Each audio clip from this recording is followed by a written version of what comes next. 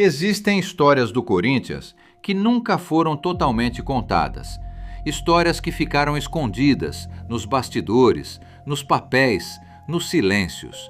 Eu sou Baltazar, o arquivista do Timão, e hoje você vai descobrir o dia em que o Corinthians esteve mais perto do fim. Sim, o maior clube do povo quase deixou de existir. E o mais assustador, quase ninguém percebeu o quão perto isso realmente esteve. Para entender esse momento, a gente precisa voltar no tempo. Final dos anos 90, início dos anos 2000. Dentro de campo, o Corinthians vivia uma de suas fases mais vitoriosas. Títulos, ídolos, uma torcida cada vez maior. Mas fora dele, uma bomba estava sendo armada, lentamente, silenciosamente. Em 2005, surge a parceria com a MSI, Media Sports Investments, promessas de dinheiro, reforços, poder, e por um tempo funcionou.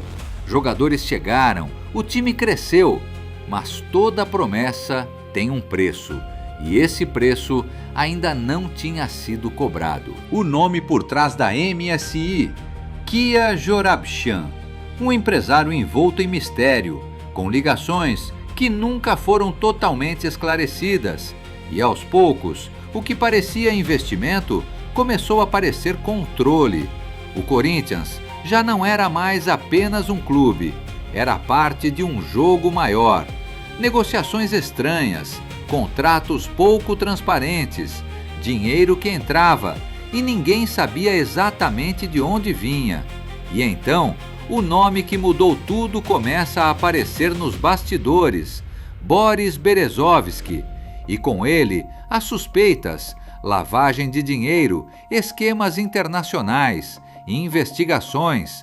A polícia começou a olhar, a mídia começou a pressionar, e o que era segredo virou escândalo.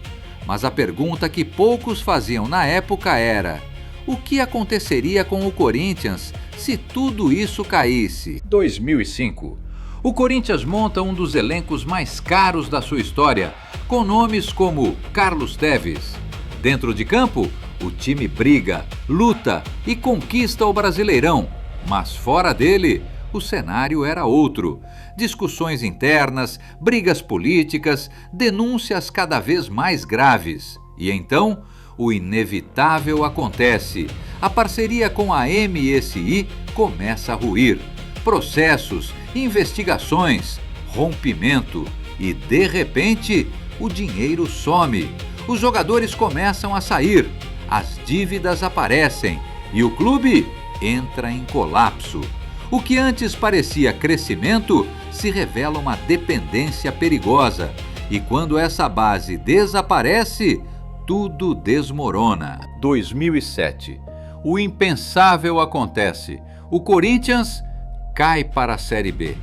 Mas o rebaixamento não foi apenas esportivo. Foi o reflexo de anos, de decisões mal explicadas, de alianças perigosas, de um clube que por pouco perdeu o controle da própria história. Naquele momento, o Corinthians não estava apenas derrotado, ele estava ameaçado. Financeiramente, politicamente, institucionalmente. Era o ponto mais baixo. O momento em que muitos acreditaram que o Corinthians não voltaria a ser o que era. E aqui vai algo que poucos admitem. Se aquele cenário tivesse piorado só um pouco mais, o clube poderia ter quebrado, de verdade. Mas o Corinthians é diferente, porque o Corinthians não vive só de dinheiro, nem de dirigentes, nem de contratos. O Corinthians vive na arquibancada, na dor, na reconstrução, na lealdade de milhões que nunca abandonaram. 2008, o time volta. 2009, já levanta títulos. E nos anos seguintes, reconstrói sua grandeza, mais forte, mais consciente, mais Corinthians. Porque às vezes é preciso chegar perto do fim para entender o que realmente sustenta um gigante. E talvez o Corinthians nunca tenha sido apenas um clube, mas algo que se sente, algo que resiste, mesmo quando tudo parece perdido. Agora me diz, Você viveu essa fase ou só ouviu falar, sem saber o que realmente aconteceu? Comenta aqui embaixo, eu quero saber a sua memória desse momento. Se inscreve, porque ainda existem histórias que precisam ser contadas. E essa foi mais uma das histórias ocultas do Timão. Vai, Corinthians!